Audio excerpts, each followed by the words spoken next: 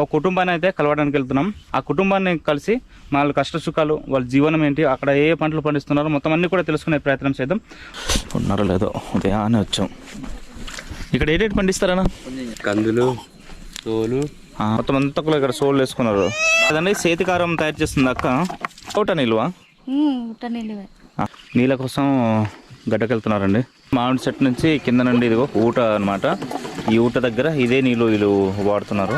ఒకరు వస్తే భారం అయిపోద్దని అందరూ బిందెలు పట్టుకుని వస్తారు. ఫుల్ వీడియో చూడాలని ఇంట్రెస్ట్ ఉంటే ఈ టైటిల్ కింద క్లిక్ చేయండి, ఫుల్ వీడియో చూసేయండి.